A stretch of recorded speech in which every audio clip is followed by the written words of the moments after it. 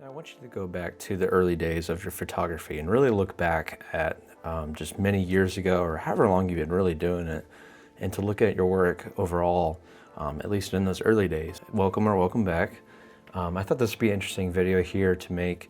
It's definitely an idea I've had for a little while now, to just really look over some of the images from my early days of photography.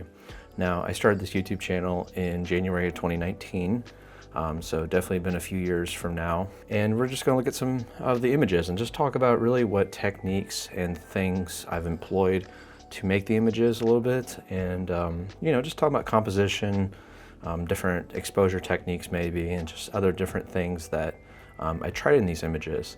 And one important thing I want you to take away, I guess, from this video is that it's okay to experiment, of course, when doing photography.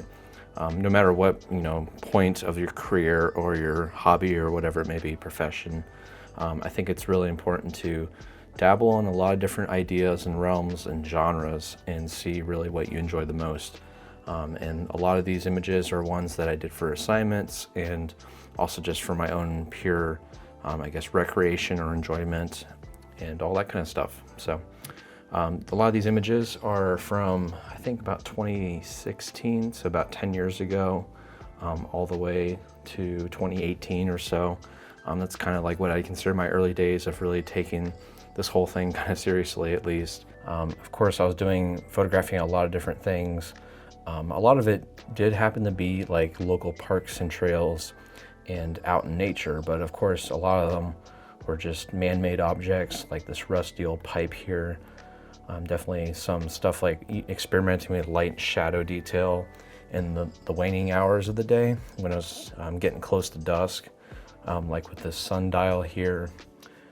Even did some of like experimenting with sunrise and golden hour light, like this sled that I photographed during winter in my backyard, just propping up against a silver maple tree.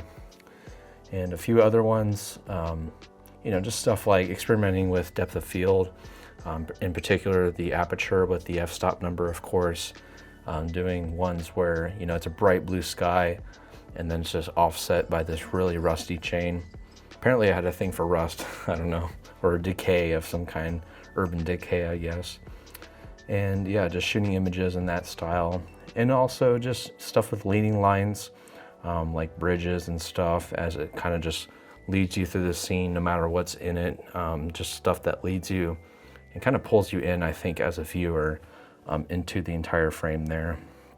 And yeah, just different ones of the local parks and trails, doing stuff like events even, like doing some long exposures, some July 4th, Independence Day fireworks. Definitely did that quite a few years even. And also just things that really stick out, like a teal colored trash can just out in the middle of a rock quarry. Just little things like that seem to really stick out from the rest. And I find that stuff to be pretty interesting and to really set you apart from the rest of what else may occur out there. And then there's even other images, of course, like the doing stuff with like zoo animals. Definitely did lots of that. And that's a great place to really, I feel like, hone your wildlife photography and to try out and experiment new things at least. Definitely a task, I guess, of moving objects and animals as they move around in their habitats, but at least they're confined in a sense to their given space. And they're not like, let's say, like a wild bird that can fly perhaps anywhere around or away from you, of course. And then even some low light situations where you're in like an aquarium, where it's basically almost pitch black in a lot of cases. It's a very dark light, or at least low light situation, where you have to employ the use of either flash if it's allowed at an aquarium, or even just using selective available light. And even, not to mention, shooting through windows and smudgy window screens that can occur at both zoos and aquariums at least. And then there's even times where, like with Christmas lights or any kind of lights for that matter, where you switch on to manual focus and try to get a bokeh effect or bokeh, where it kind of makes these light orbs from the out of focus of the different colors and splotches of light at least. And then there's even headlights and, of moving cars during night that create these kind of like long exposure light streaks as well. And then even just leading lines of, like a little park bench with some like slats in the wooden boards, or even just looking up and pointing straight up at a light post as it stands, taller than you, of course, and before you. So as you can see, there's quite a few images here. I even got some of like backyard fires where you get a bit of a longer exposure, of course, and capturing the glowing blaze and the flames as well.